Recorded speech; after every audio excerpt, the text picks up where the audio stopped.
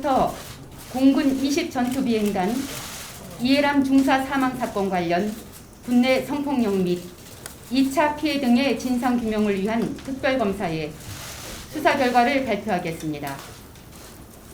먼저 이번 특검의 출범 경위와 취지를 말씀드리겠습니다. 2021년 5월 21일 이해람 중사가 성폭력 피해와 그 뒤 이어진 2차 피해로 극심한 정신적, 신체적 고통에 시달리다가 안타깝게 유명을 달리하는 사건이 발생하였고, 국방부는 검찰단 및 특임 군검사를 통해 120일간의 수사를 벌인 끝에 구속 3명, 불구속 12명, 총 15명을 기소한 바 있습니다. 그러나 위와 같은 국방부 수사 결과에도 불구하고 관련 의혹의 해소가 미진하고 군 지휘체계가 수사에 영향을 끼쳤을지 모른다는 우려 등으로 특검 도입 필요성에 관한 논의가 이루어졌고, 마침내 금년 4월 26일 이해람 중사 사망 사건 관련 특별검사법이 공포 시행되기에 이르렀습니다.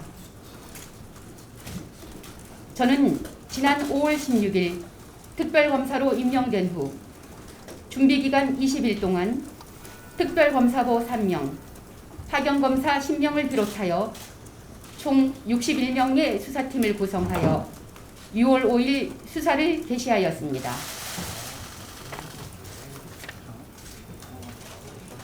수사 개시에 앞서 준비기간 중 국방부 등으로부터 5만 페이지에 달하는 방대한 기록을 인계받아 검토에 착수하였고, 100일 수사기간 동안 총 18회 40여 곳에 대한 압수수색을 비롯 계좌 추적, 통신사실 조회를 실시하였고, 연인원 164명을 조사하였으며 3.32TB 디지털 증거 포렌식, 음성 분석, 심리부검의 과학수사를 활용하는 등 전방위적이고 광범위한 수사를 진행하였습니다.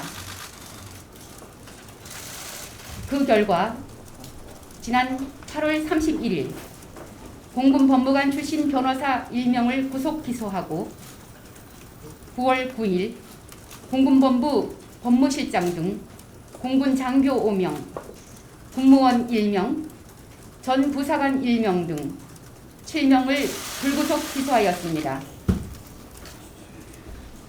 저희 특검은 수사 개시 직후 말씀드렸던 바와 같이 국방부의 수사 내용 및 결과에 매몰됨이 없이 새로운 시각으로 사건을 바라보면서 특검에 부여된 임무인 진상규명을 위해 총력을 집중하였습니다.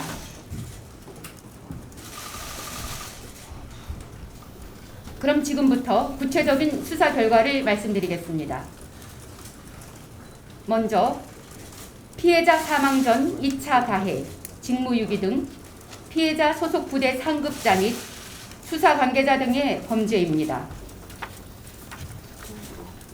특검은 피해자가 근무한 제20 전투비행단, 제15 특수임무비행단 소속 군인 등을 상대로 압수수색 등 강제 수사와 참고인 조사를 통해 피해자 직속 상급자인 20B 대대장, 20B 중대장 및 20B 군검사의 직무유기 등 범죄 사실과 성폭력 가해자의 명예훼손 등 2차 가해를 밝혀내어 다음과 같이 불구속 기소하였습니다. 먼저 20B 대대장은 성폭력 가해자와 피해자의 분리 지침을 어기고 거짓 보고를 하였으며, 피해자 회유 및 은폐 책임자의 징계 의결을 요구하지 아니하는 등의 범죄 사실로 위계 공무집행 방해, 군 형법상 허위 보고 및 지휘관 직무유기죄로 기소하였습니다. 20B 중대장은 피해자가 전입한 15B 중대장에게 피해자가 별것도 아닌 일로 고소를 남발하므로 조심하여야 한다는 취지로 허위 사실을 말한 범죄 사실로 명예훼손죄로 기소하였습니다. 20B 군 검사는 군 경찰로부터 성폭력 사건을 송치받은 후 피해자의 심리적 외상, 2차 가해 정황, 자살 징후 등을 인지하고도 가해자의 신병 처리에 관한 군사 지침을 어기고 개인 휴가 등을 이유로 피해자 조사 일정을 무단 지연시켰으며 그 과정에서 오히려 피해자의 사생활을 누설하거나 피해자 사망 후 책임 회피를 위한 허위 보고를 하는 등의 범죄 사실로 직무유기, 성폭력 범죄의 처벌 등에 관한 특례법 위반, 군형법상 허위 보고 및 무단 이탈죄로 기소하였습니다.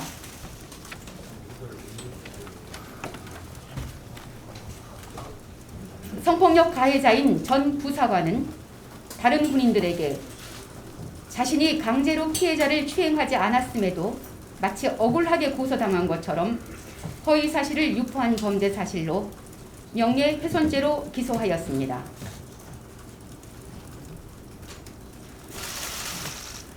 다음으로 피해자 사망 이후 수사 과정에서의 사건 무마, 진상 축소, 은폐 등 범죄 관련입니다. 특검은 공군본부, 국방부 검찰단, 군사법원 등에 대한 압수수색 및 다수의 관련자를 조사한 결과 공군본부 법무실장, 공보 담당 장교 및 군사법원 근무원을 특정범죄 가중처벌법 위반 등으로 불구속 기소하였습니다. 먼저 공군본부 법무실장에 대하여는 국방부 검찰단에서 군사법원 군무원에 대해 공무상 비밀누설 혐의로 구속영장을 청구하자 위 군무원에 대한 구속영장을 청구하고 법무실장 본인에 대한 수사도 진행 중이던 국방부 검찰단 소속 군검사를 상대로 자신이 위 군무원의 범행을 지시하였다는 구속영장 내용이 잘못되었다며 그 근거를 대라고 추궁하는 등 계급과 지위에 따른 위세를 과시하며 수사를 무마하려 한 증거를 포착하였습니다. 이에 특검은 자기 또는 타인의 형사사건 수사와 관련하여 필요한 사실을 알고 있는 사람에게 정당한 사유 없이 유력을 행사한 범죄 사실로 공군본부 법무실장을 특정범죄 가중처벌 등에 관한 법률 위반죄로 기소하였습니다. 공군본부 공보 담당 장교는 피해자 사망 이후 여론 악화로 공군 참모총장 해임이 거론되는 상황을 반전시켜보겠다는 의도로 피해자의 사망 원인이 마치 피해자 부부 사이의 문제인 양 왜곡하여 허위 사실을 퍼뜨려 피해자에게 2차 피해를 가하고 공보 업무 명목으로 입수한 수사 자료까지 유출한 범죄 사실로 사자 명예훼손 및 명예훼손, 공무상 비밀누설 및 개인정보보호법 위반죄로 기소하였습니다.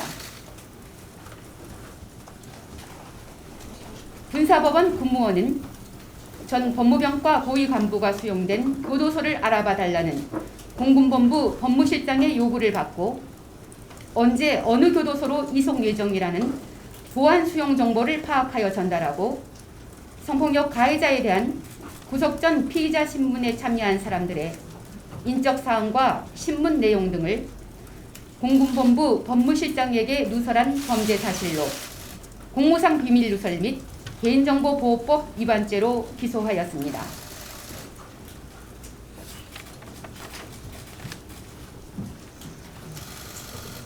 한편 특검은 2021년 11월 군 인권활동단체에서 공개한 이른바 군검사들 대화 녹취록이 수사 초기 주요 자료였으므로 수사 개시 단계부터 위 녹취록 및 녹음 파일의 진정성과 신빙성을 주요 수사 대상으로 삼았습니다. 그런데 녹음 파일에 대한 음성 분석, 이메일에 대한 압수수색 및 기술적 분석, 관련자 조사 결과 군검사들 대화 녹취록 및 녹음 파일은 공군 법무관 출신 변호사가 위조한 것임이 확인되었습니다.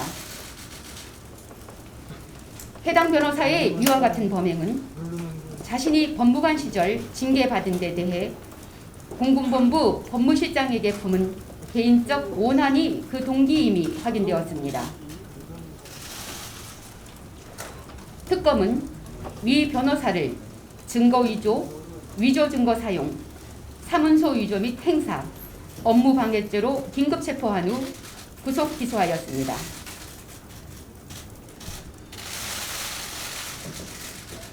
이어서 이 사건 관련 그간 제기되어 온 주요 의혹에 대한 수사 결과를 말씀드리겠습니다. 먼저 피해자 자살 원인 관련 의혹에 대해 말씀드리겠습니다. 특검은 피해자가 사망에 이르게 된 궁극적 원인을 밝히는 것이 특검 진상규명의 핵심이라고 판단하여 수사 초기부터 피해자가 생전에 남긴 글과 행동 분석, 유족과 지인 상대 조사, 국립과학수사연구원의 심리부검 등에도 주력하였습니다. 공공관계자 등 일각에서는 피해자의 자살 원인이 배우자와의 불화 때문이라는 의혹이 제기된 바 있습니다. 하지만 국과수의 심리부검 결과에 의하면 사건 이전에는 피해자에게 찾아볼 수 없었던 자살 위험이 2021년 3월 2일 강제추행 피해로 인해 비로소 발생한 후 급격히 고위험군에 해당하는 심리적 외상을 입었고 직장이나 수사기관 등으로부터 제대로 된 피해자 보호를 받지 못한 채 방치되었으며 그 기간 오히려 회유, 명예훼손 등 2차 가해가 이루어져 심리적 외상이 확대되었음이 확인되었습니다. 그뿐만 아니라 새로운 부대로의 전입으로 심리적 치유를 기대하였던 피해자가 새 근무지에서조차 냉담한 대우를 받게 되자 마지막 희망마저 무너지면서 좌절감과 무력감이 극대화됨으로써 자살이라는 극단적 선택에까지 이르도록 하였음이 밝혀졌습니다. 또한 피해자 휴대폰 등 디지털 증거자료 분석, 상담일지, 혼인신고 당일 피해자가 남편과 나눈 대화가 녹음된 자동차 블랙박스, 관련자 진술 등에 의해 사망 당일까지 피해자는 남편과 연후 신혼부부 못지않게 친밀한 관계였다는 사실을 확인할 수 있었고 일부 공군관계자 등이 제기한 이와 같은 의혹은 전혀 사실이 아님을 확인하였습니다. 다음 2021년 3월 2일 발생한 성폭력 사건 초동 수사가 불구속으로 진행된 경위 관련 의혹에 대한 수사 결과를 말씀드리겠습니다. 20비행단 군사경찰에 군인 등 강제추행 사건 초동 수사 시 불구속 수사 방침이 정해져 상부에 보고되었고 공군본부 법무실장과 학연이 있는 해군 법무실장 출신 변호사가 근무하는 법무법인이 가해자 측 변호인으로 선임된 정황에 더하여 군 인권활동단체에서 공개한 녹취록 등으로 인해 성폭력 가해자에 대한 불구속 수사가 이른바 정관예우 때문이라는 의혹이 제기된 바 있습니다. 위 법무법인 및 해당 변호사 등에 대한 압수수색, 통화 내역 확인, 관련 자료 검토 등 다각도로 수사한 결과 위 의혹이 사실이라고 인정할 만한 증거가 전혀 발견되지 않았고 위 의혹의 도화선이 된 녹취록은 오히려 위조된 것임이 밝혀짐에 따라 해당 의혹은 사실이 아니라는 결론에 도달하였습니다. 끝으로 수사를 마친 소회를 말씀드리겠습니다. 특검은 국방부 검찰단 및 특임 군검사의 수사를 통해서도 해소되지 못한 이해람 중사 사망 사건과 관련한 의혹의 진상을 특검에 부여된 단 100일의 수사기간 내에 최대한 규명하고자 수사에 매진하여 왔습니다. 한편 이 사건은 이미 1년 전 국방부가 광범위한 수사 후 나름의 결론을 내려 15명을 기소하였던 사건입니다. 이미 국방부 수사를 경험한 관련자들의 기억이 잘 나지 않는다는 회피성 진술, 휴대폰 교체 및 정보 삭제 등으로 인한 증거 확보상 애로, 보존기관이 경고한 통화 내역 확인의 어려움 등 특검 수사 과정마다 적지 않은 난관이 있었습니다. 그럼에도 특검을 향해 보내주신 국민의 성원과 격려에 힘입어 저희는 수사의 마지막 순간까지 진상규명이라는 목표를 향해 박차를 가할 수 있었습니다. 향후 공판 과정에서는 기소된 피고인들이 그 죄에 상응하는 처벌을 받을 수 있도록 공소유지에 최선을 다하겠습니다. 부디 이번 특검 수사를 계기로 성폭력 피해자를 벼랑 끝으로 내모는 군대 내 그릇된 문화와 관행이 개선되고 이해람 중사와 같은 비극이 더 이상 되풀이되지 않기를 바랍니다.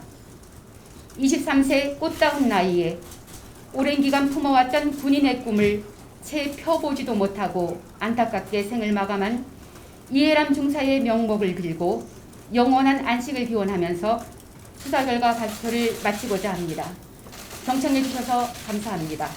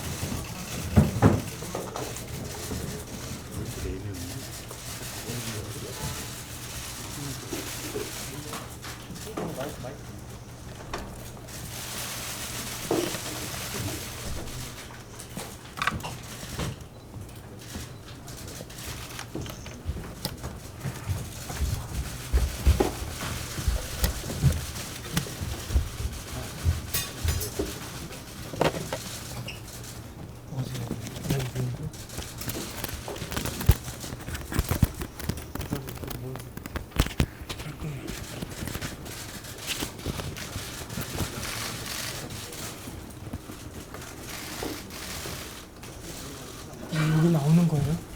나오는 거예요?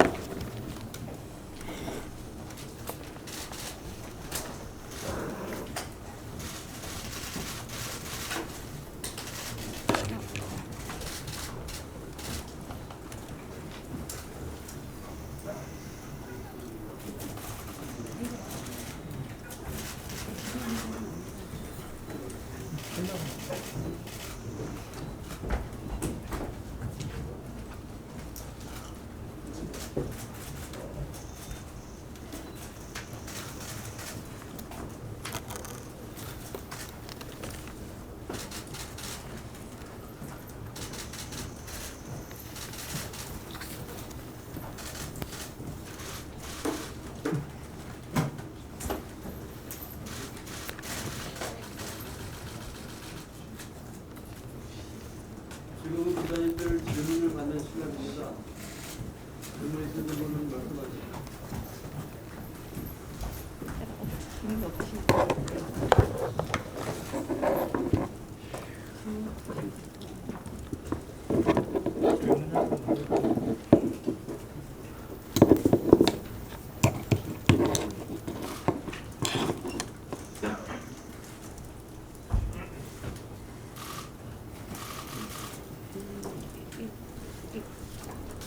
이번 특검 출범의 근본적인 원인으로 꼽힐 수는 있는데 특검에서는 생각하시기에는 이번 특검이 국방부 수사 단계에서 전모가 다 밝혀지지 않은 이유는 뭐라고 생각하시는지. 군의 필수성도 지적될 수 있는데 특검께서 생각하시기에는 이번 수사가 국방부 단계에서 밝혀지지 않은 이유는 뭔지 사실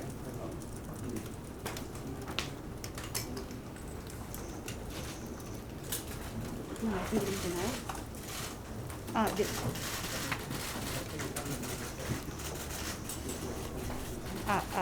안 되나요?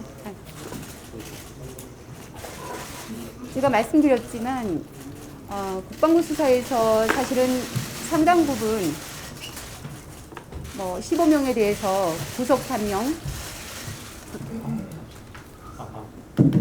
하나 둘. 국방부 수사에서도 사실 그때 많은 의혹들이 제기되었고요. 그때 3명이 구속되었고 12명이 불구속 기소되었습니다. 그러니까 저희가 이제 국방부 아까 말씀드렸지만 그 관련자 164명, 연인원 164명을 조사하였는데 그 과정에서 사실은 국방부 수사가 오히려 과잉하다는 그런 볼멘 얘기도 또 많았습니다. 당사자들 입장에서는. 그리고 아마 그 어떤 쟁점의 차이였을 수도 있을 것 같고요. 사건에 대한 바라보는 시각 그런 것도 차이가 있을 수 있다고 봅니다. 그리고 저희가 또 수사가 어려웠던 측면은 그야말로 사건의 가장 직접적인 사람들은 다 그 당시에 기소되었던 측면도 있었고요. 그럼에도 불구하고 의혹이 해소되지 않았기 때문에 그 부분을 저희가 밝혀내라고 또 많은 수사상 애로점도 많았던 것 같습니다.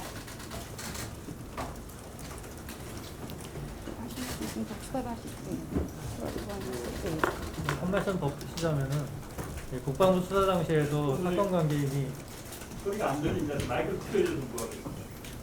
안 들려요? 마이크를 틀어주는 다시 말씀드리겠습니다. 국방부 수사에서도 사건 관계인이 매우 다수였고요. 그다음에 단기간에 국방부에서도 한정된 그 시간과 자원 내에서 조사를 하다 보니 일부 미진한 점이 발견되었던 것 같습니다. 하지만 그런 미진한 부분도 저희 특검 수사를 통해서 대부분 거의 확인되었다고 생각합니다.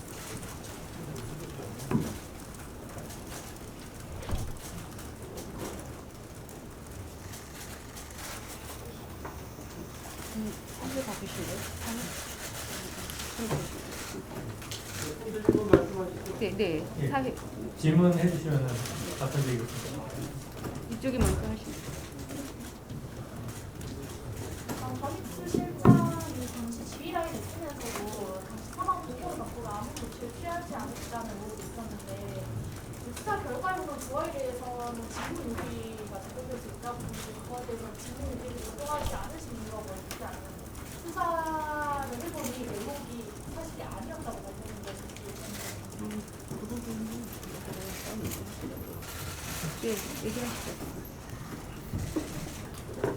일각에서는 전익수 실장이 최초부터 보고를 받은 것으로 되어 있는데 저희가 수사한 결과에 의하면은 나중에 사망 이후에 보고를 정확히 받아가지고 그때부터 이제 저희가 시작된 것으로 파악이 됐습니다. 그리고 그 공군 참모총장의 구속지가 있었음에도 불구하고 구속하지 않고 불구속 수사를 계속 강요했다는 그런 의혹들이 있었는데, 근데 사실 구속을 좀 검토를 하면서 피의자에 대한 증거인멸 시도가 있었는지 등에 대한 조사를 오히려 했었던 것이 확인이 되었고, 그다음에 국방부 수사로 넘어가기 직전에 구속 검토까지 해서 서로 그 구속 관련해서 지시를 했던 메시지 내용도 확인을 해서 그 관련해서는 그 수사 결과로는 그 의혹은 사실이 아닌 것으로 저희가 확인했습니다.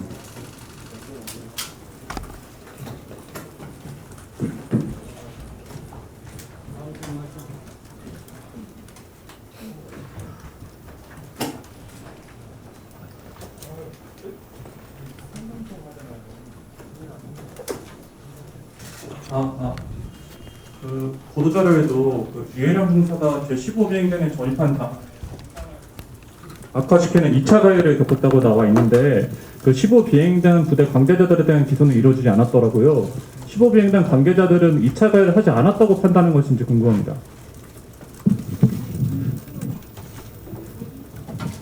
예, 국방부 수사 단계에서 이미 기소가 다 됐습니다. 그 2차 가해 하셨던 분들.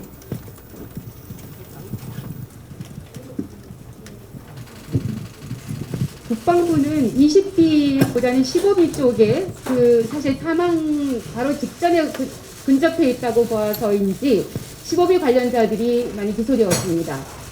지금도 아마 항소심 재판 진행 중인 걸로 알고 있습니다. 이 수사 과정에서도 15비 그 관계자들에 대해서 상당한 조사가 이루어졌지만 국방부에서 기소된 것 이상의 다른 혐의 내용들은 발견되지 않았습니다.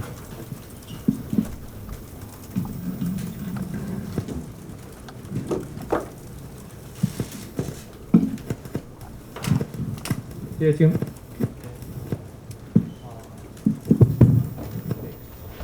전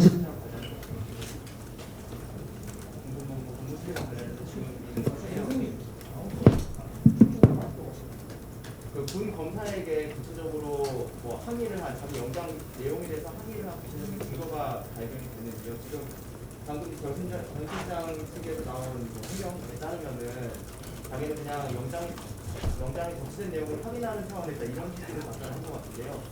그런 구체적인 증거가 수사 과정에서 발견됐는지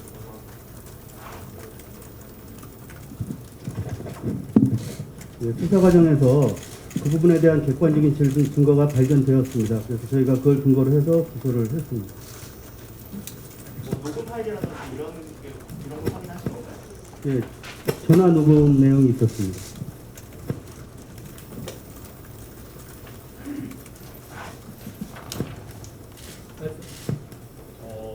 그러면은 사실 이해람 중사 사망 이후에 가해자에 대한 불금 수사를 계속해서 초기 초동 수사가 미흡했던 부분은 거의 대부분 군 검사 그분의 직무유기 때문이었다라고만 보면 될까요, 저희가? 그렇게 보시면 될 것 같습니다. 치자면 가 피해자 분리가 그 대대장에 대해서 제대로 되지가 않아서 해유나 협박 직접 상관들의 직접적인 해유나 협박이 그때 있었습니다. 그래서 그 대대장의 잘못에 대해서 다시 한번 저희가 조사를 철저히 하였고 그 가피해자 분리를 의도적으로 허위 보고까지 하면서 지연시켰던 부분에 대해서 저희가 이번에 기소를 시작했습니다. 그걸 전입 부실장은 어쨌든 이해람 중사가 사망하기 전에 초동수사에 관련해서는 관여한 게 없고 관련해서 여러 가지 나왔던 의혹들에 대해서는 아닌 것으로 처음에 확인을 했다라고 저희가 판단하는 겁니다. 그렇습니다.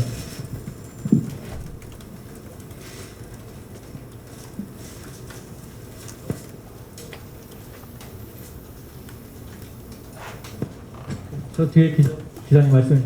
근데 오늘 전익수 실장은 같이 불구속 기소하셨잖아요. 그런 수사 농악 의혹이라든지 개입했다는 게 확인이 안 되는데도 불구하고 불구속 기소하신 거면 기존의 특검 수사 분류랑은 조금 벗어나게 별건으로 수사하신 거 아니세요? 이번에 공군 법무실장에 대해서 기소한 부분은 특검법상 수사 대상에 포함되는 것으로 보고 있습니다.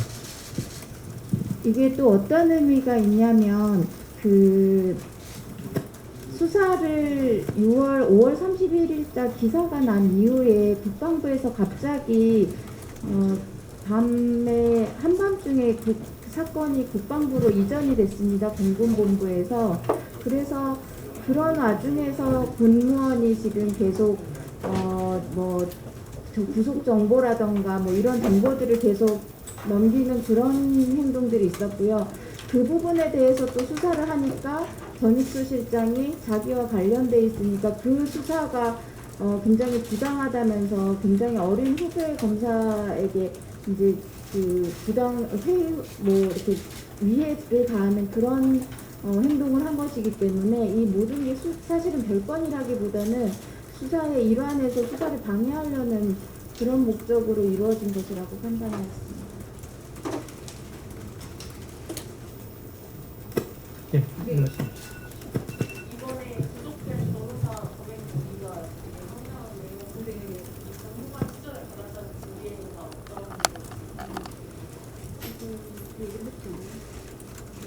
어떤 중징계에 해당하는 징계였습니다.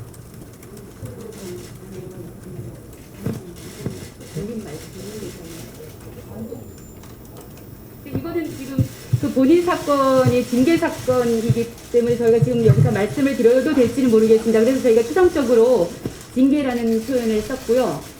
근데 어쨌거나 본인으로서는 전역을 얼마 앞두는 상황에서 굳이 그렇게 본인을 엄정하게 한 것에 대한 좀 분노 이해가 안 갈 겁니다. 그래서 저희가 사실은 그 부분에 대해서 굉장히 조사를 많이 했고요. 그래서 범행 동기는 그런 지금 이해 안 가신다는 말씀이 맞습니다. 저희도 그래서 굉장히 수사를 많이 했습니다. 왜 그랬을까 해서. 그 신분도 또 어떻게 보면 안정적인 신분이고 이래서 굳이 왜 그런 범행을 했을까 이렇게 의혹을 충분히 가질 수 있다고 생각합니다만 저희가 자세한 그 전에 뭐 관련된 사건 얘기를 조금 지금 언급하기가 어렵습니다.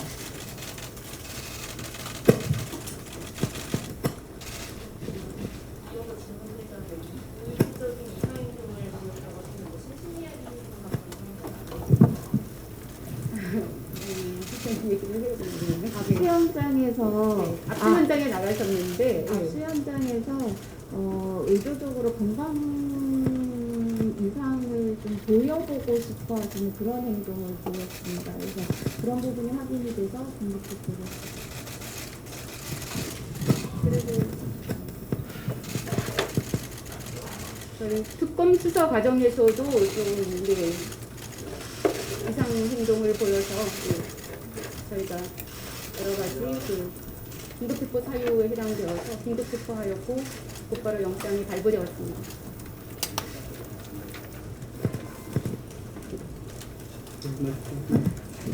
네, 두 가지 여쭤보려고 하는데요. 하나는 변호사 녹취록 조작 관련해서 이거는 좀 지류 수사에 집중하다가 약간 사건 무마 의혹이라는 수사 본류를 놓친 거 아니냐 이런 지적도 있는데 이에 대해서 특검팀은 어떻게 생각하시는지 여쭤보고요. 두 번째는 국방부 수사 당시 불기소됐던 20비행단 군사경찰 이제 대대장과 수사계장들이 그때 당시 직무유기로 입건됐다가 결국 불기소를 했는데 그들에 대한 좀 수사도 진행이 됐는지 이 역시 특검팀이 직무유기로 보지 않아서 이번에 기소를 하지 않으셨는지 그것도 궁금합니다.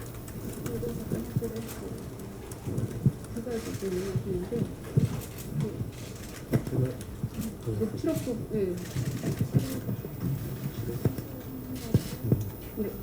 녹취 부분은 먼저 하시고 녹취록 부분 관련해서는 사실은 이게 그 기자회견까지 해가지고서 전 국민적으로도 이렇게 이슈가 됐던 사건이었습니다. 그래서 이게 뭐 진위 여부에 대해서 1차적으로 밝혀야 될 부분이어서 그 부분 수사를 집중했고요. 수사 무마 부분도 마찬가지로 이것 때문에 뭐 그게 부족하거나 소홀시됐던 것은 아니고 그 역시 보도자료에서 그 말씀드렸듯이 저희가 충분한 수사를 했는데 그런 내용이 밝혀진 건 없었습니다.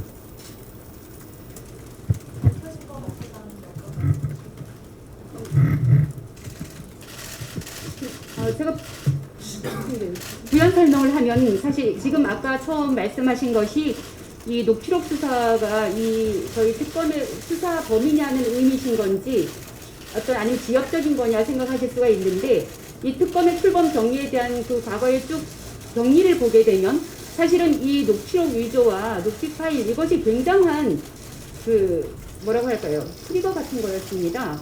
그래서 그게 그 많이 이제 정말 제기되어 오던 의혹의 마지막 도화선이 되어 그런 역할을 했었고요.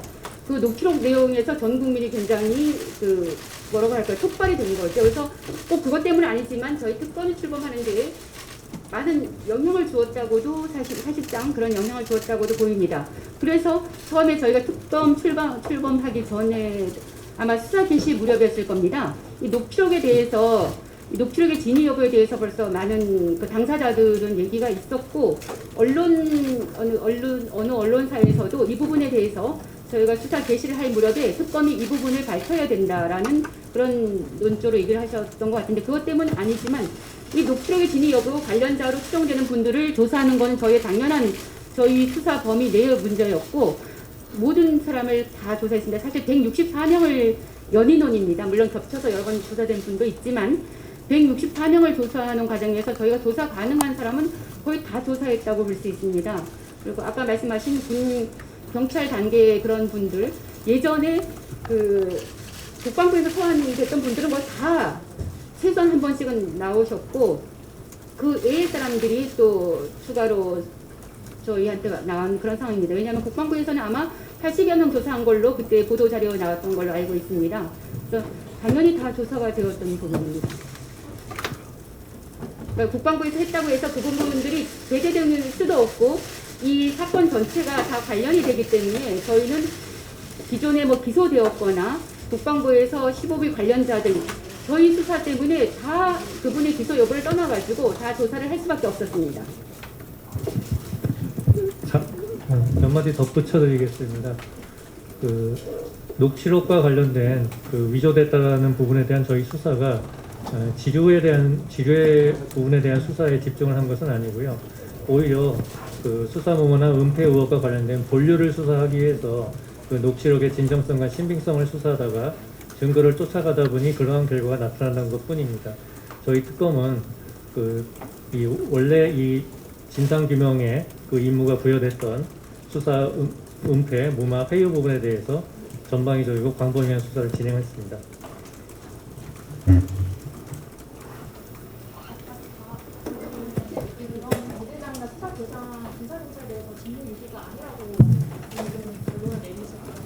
예, 그 20비의 군사경찰 관계자분들도 대부분 다 조사를 했고요. 조사 결과 나타난 사실관계에 대해서 직무유기죄에 해당할 수 없다고 판단했습니다. 이번 수사 결과 피해자 유족분들께도 알렸는지 그리고 특히 녹취록이 조작됐다는 부분에 대해서는 어떤 반응을 보이시는지 궁금합니다. 녹취록과 관련된 수사 처음에 우리 긴급 체포 이후에 수사 내용이 알려지고 나서 유족께서 적지 않이 놀라셨던 것으로 그렇게 알고 있습니다.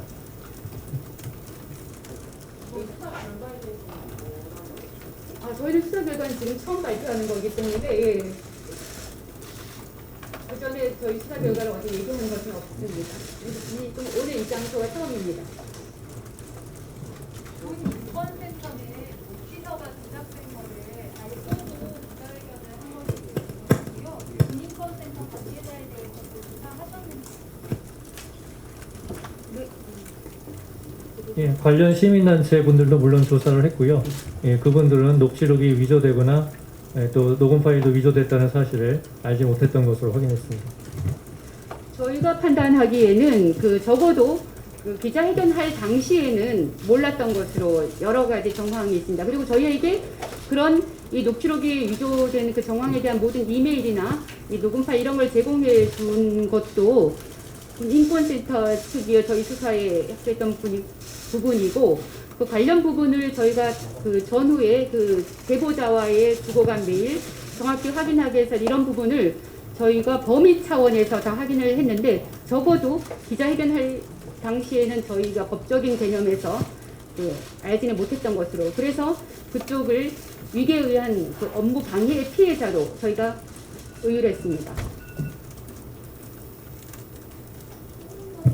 하면 범죄 사실 보시면 나타나는데 맨 처음에 녹취록 줬다가 이제 더 믿게 하기 위해서 여러 가지 군 내에서 그 녹취록 한 것 때문에 뭐 문제가 생긴 것처럼 또 얘기를 하고 또 그러고 나서 그 녹음 파일을 제작을 해서 보내고 이렇게 해서 점점점 믿게 만드는 그런 과정들이 있었습니다. 그래서 한 번에 그냥 믿고 발표하신 건 아니신 것 같고요. 그래서 여러 가지 과정들을 통해서 그 확인을 했다고 생각하시고 발표하신 걸로 보아서 저희는 업무방해라고 판단을 하게 되었습니다. 한 가지만 더 첨언드리면은 그 인권단체는 그 제보자랑 한 5차례에 걸쳐서 이메일을 주고받았습니다. 그래서 그런 과정 속에 이 사람들이 이제 그 제보 내용이 진실이라고 믿고 발표를 한 것으로 판단했습니다.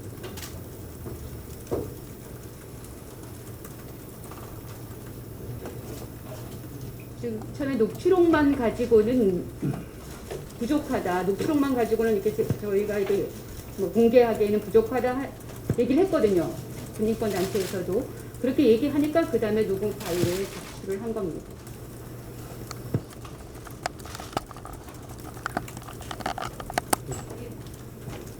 처음에 국방부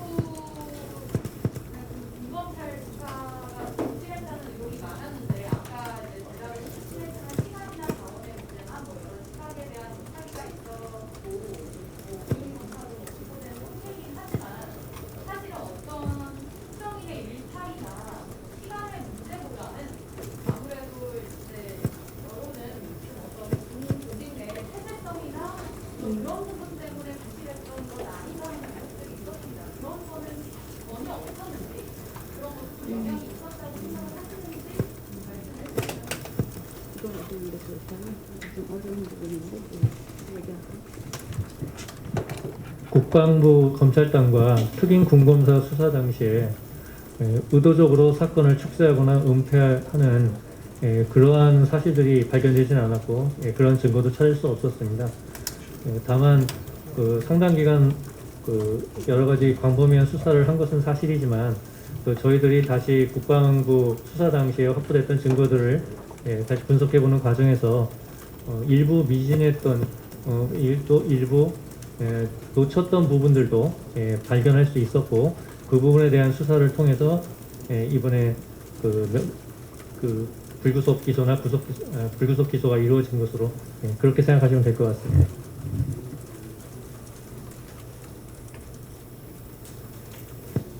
이번 수사 결과를 종합적으로 보면 어쨌든 이해람 중사가 피해자인 상황에 대해서 거기서 이제 결과를 내신 거는 지금 여기 서문 내용상에 그러니까 20기 ABC 세 분하고 그다음에 수사관 4번까지고 사실 그 이후에 나머지 피고인들에 대해서는 약간 뭐 물론 여기 공부 담당이 있기는 하지만 나머지들은 그 이동상의 사망과 대해서 관련성을 직접적으로 없다라고 보시는 건지 어쨌든 지금 이 수사가 진상 규명을 위해서 사망이 왜 사망인지 그 실체적 진실이 무엇인지가 다들 궁금하기 때문에 여기에 대해서 수사가 착각을 일하고 있는데 거기에 대해서는 좀 밝혀진 게 약간 부식적이지 않고 좀 약간 그들의 개인적인 어떤 일탈이나 이런 게 아니고 그런 식으로 결과가 나지 않지라는 생각이 들어서 어떻게 생각하시는지. 네, 말씀드리면 지금 저희 특검 출범 그 자체도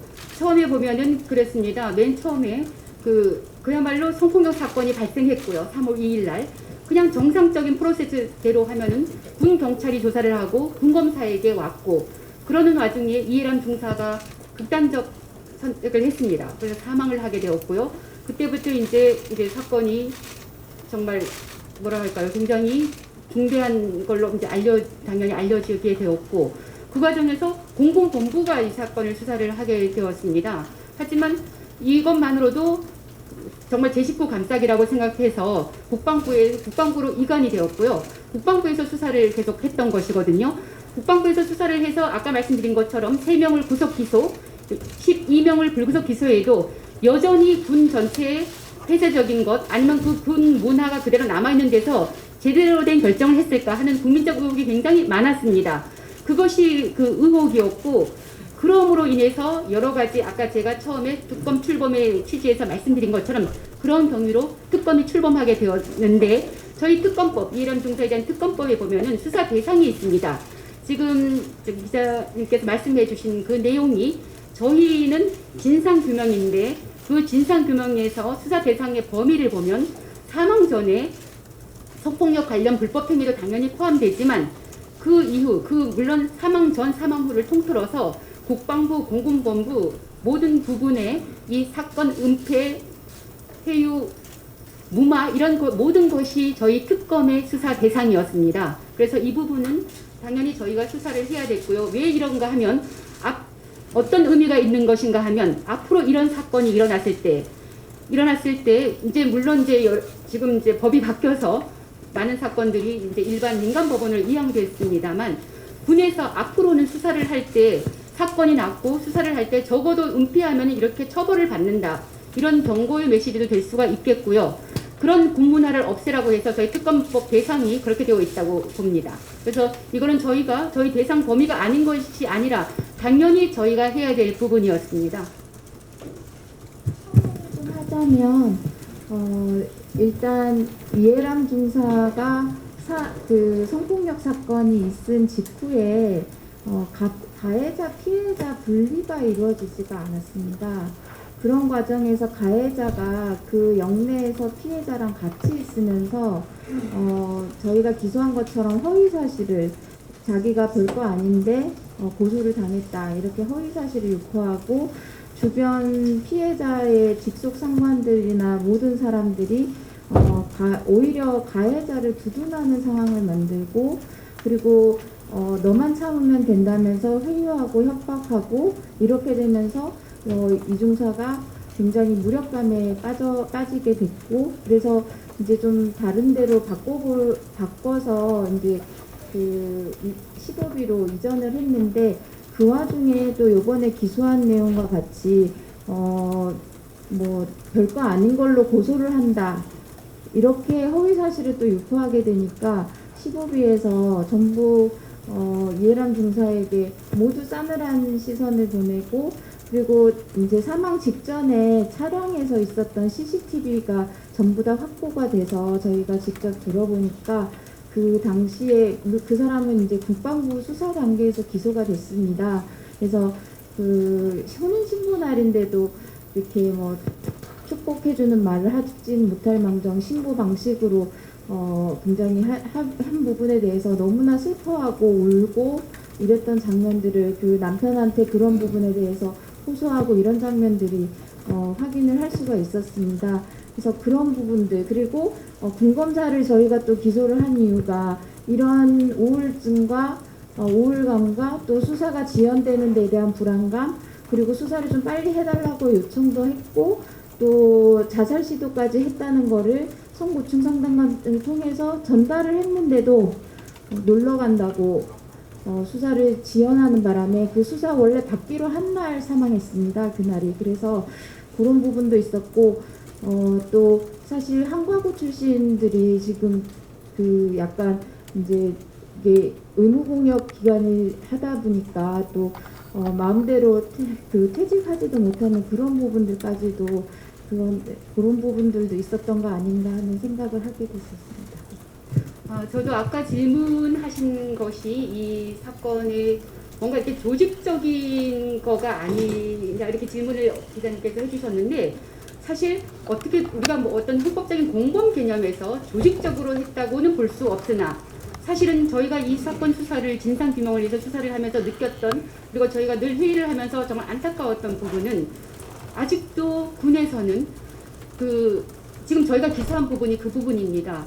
사실 피해자는 이해람 중사의 그 범행 피해 내용을 보면은 정말 말이 추행이지 굉장히 심각한 오랜 시간 동안의 고통스러운 그런 피해였습니다. 그럼에도 불구하고 실제 같이 근무하는 그 공간에 있던 뭐 중대장, 대대장 굳이 편을 가른다면 이해람 피해자를 격려하기보다는 가해자 걱정이 먼저입니다. 가해자 걱정을 해서 그 이해람 중사가 계속 그런 말을 들으면서 중간에 그런 고민을 합니다.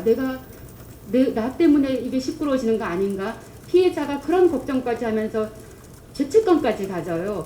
그걸 가지고 또 상대방은 또 피해자가 뭐 신고를 하려 하지 않았다 이런 식으로 악용하기도 하고 제가 이게 이제 이해람 중사가 그 성고충 상담관한테 자살에 대한 어떤 고통 때문에 한밤중에 쓴 그 글에 보면 이런 게 나옵니다.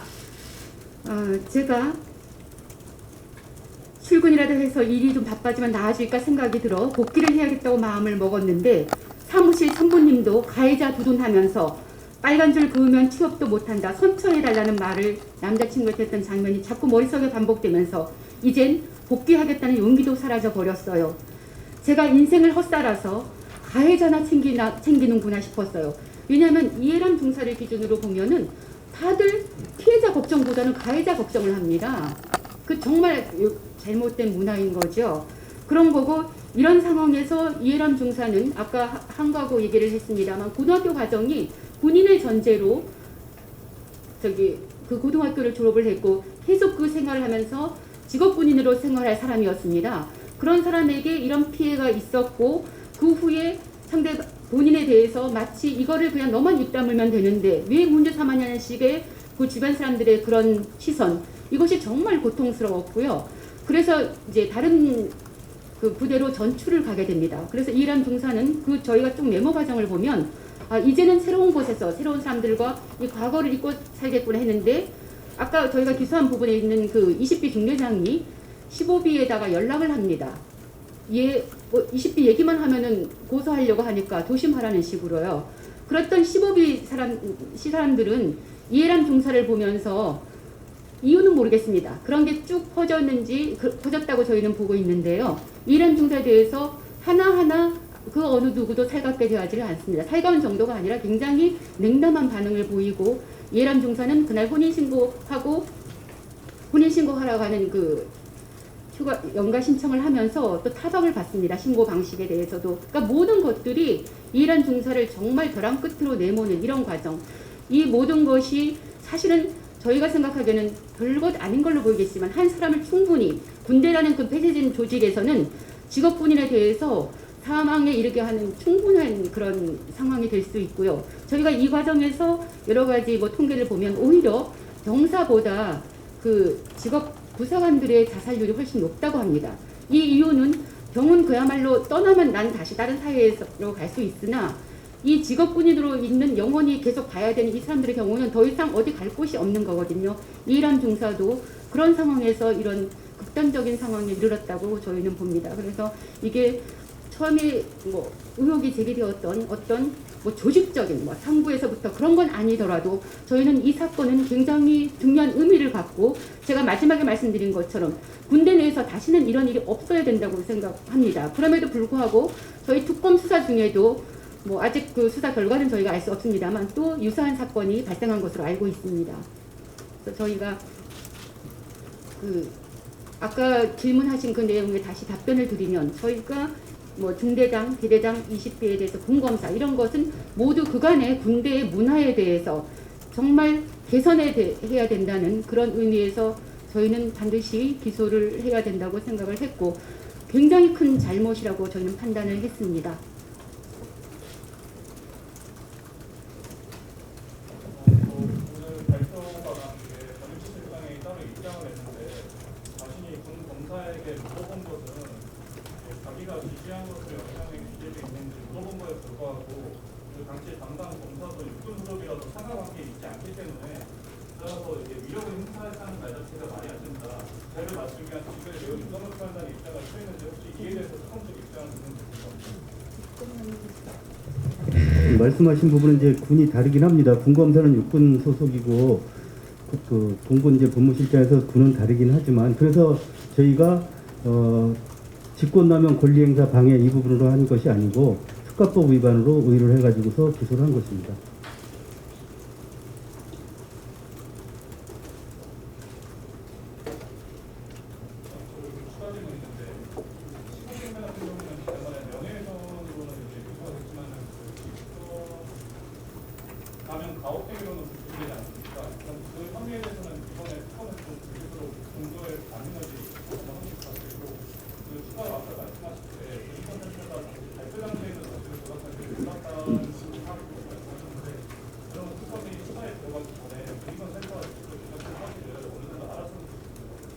수사에 진행되기 전에요? 저희는 전혀 그 수사를 진행하기 전에는 몰랐습니다. 다만 언론에서 그런 의혹을 어느 언론사에서 저희가 출범 수사 개시 기간 그 무렵에 언론에서 누군가 의혹을 제기를 하셨던 걸 봤습니다. 그러니까 군인검사는 특검팀이 수사를 진행하기 전에 조작된 사실에 대해서 전혀 몰랐다는 그 부분은 저희가 판단해야 될 부분은 군인권센터가 그 내용을 발표할 때 저희에게 발표할 그 범죄 사실을 기준으로 저희는 고의나 이런 거를 판단하기 때문에요. 그 후에 지금 현재에 대해서는 저희가 판단할 것은 아니라고 생각합니다. 15개에 대해서 지금 제가 실명을 말하기는 어렵고 지금 기소된 신고할 때 휴가 신고할 때 기소된 분 말이죠. 이미 기소된 부분이기 때문에 저희가 다시 그 부분을 기소할 수는 없습니다. 그분이 무죄였다고 해도. 예. 지금 말씀하신 기소된 대상자가 명예훼손으로 기소된 내용은 아니고요. 지금 네. 방금 말씀하신 그런 직권남용 그 부분으로 기소가 돼서 재판 중에 있습니다. 예. 이미 재판 중인 거는 저희가 이중 기소는 안 되는 부분입니다.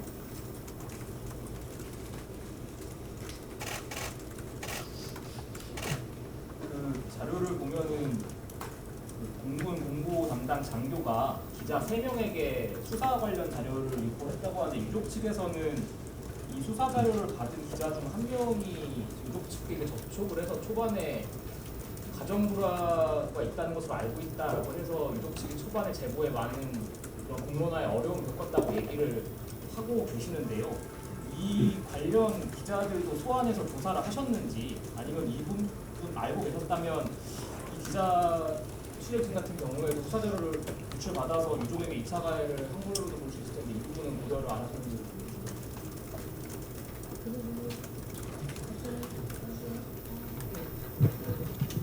저희가 수차 소환하고 사실 날짜도 일부 기자분은 나오시겠다고도 했다가 결국은 전부 출석 불응하였습니다.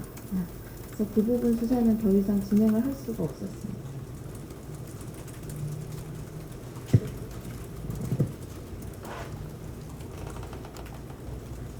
전익수 실장님 보도자료에 나오는 2021년 7월 16일 자신을 수사 중이고에서 자신을 수사 중이라는 게 이 무마 의혹 관련해서 수사했다 그 말씀이신 거죠?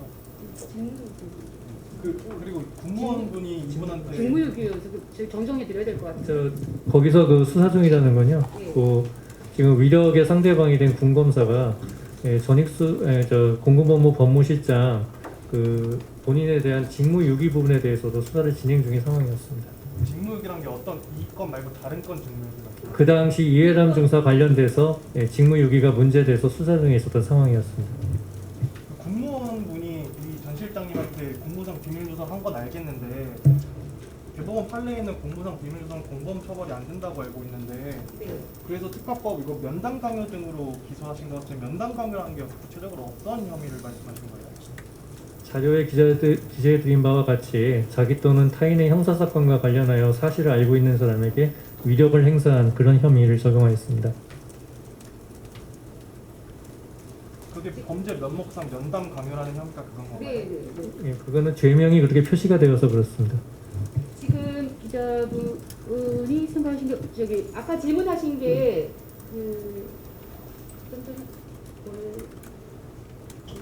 앞에 전익수 실장에 대해서 어떤 부분을 말씀하신 걸까요? 앞에 질문 잠깐만 좀. 2021년 7월 16일 자신을 수사 중이고에서 네네. 이 수사 중이고가 어떤 사건을 수사 중이고? 그러면 이 사건 자체가 이해람 중사가 사망을 했지 않습니까? 사망을 해서 처음에 공군본부에서 수사를 하다가 이 사건을 이게 국방부로 이첩이 되었습니다. 국방부에 이첩이 되면서 국방부에서는 이 이해람 중사 사건에 대한 전반적인 거에 대해서 수사 대상이 된 거죠. 저희 특검 이전에 수사 대상이 돼서 공군본부에서 어떤 잘못이 있는지 제대로 업무를 직무유기한 것은 없는지 여러 가지의 그래서 공군본부 법무실장이었던 전익수 실장에 대해서 직무유기로 수사를 하고 있었던 것으로 알고 있습니다. 이해가 되시는지요? 이 사건 관련해 국방부의 조사였다는 얘기입니다. 앞으로 저 첨언해서 말씀드리면은 전익수 실장 이제 정보 구속전 피해자 신문 그 정보를 이제 받은 부분이 있는데 그 부분에 대해서도 이제 준 사람을 지금 조사해가지고서 영장을 청구하는 상황이었고 공군본부 법무실장 입장에서는 이제 받은 상황이기 때문에 그 부분에 대해서도 조사가 진행 예정이었었습니다. 지금 제가 아까 그 질문이 생각이 났는데요. 공무상 비밀 누설에 받은 사람은 제가 안 된다 그 말씀하신 거죠. 네네네. 그래서 아까 제가 듣기에는 그래서 안 되기 때문에 그 범죄 사실을 가지고 특가법상에 연당 강요를 우율했나 이렇게 오해를 하신 것 같은데 그것은 아닙니다. 다른 범죄 사실입니다. 군검사에 대한 것이고요. 네네네. 공무원에 대한 것은 그거는 지금 말씀하신 대로 받은 사람은 아니기 때문에 그 부분은 저희가 따로 우율하진 않았습니다. 지금 저희가 여기 아까 수사 결과 발표에서 말씀드린 부분은 새로운 범죄 사실입니다. 네.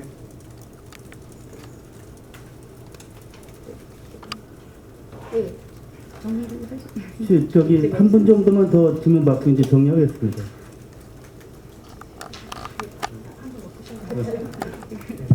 다른 질문 없으시면 예, 이만 마치도록 하겠습니다. 고맙습니다. 네.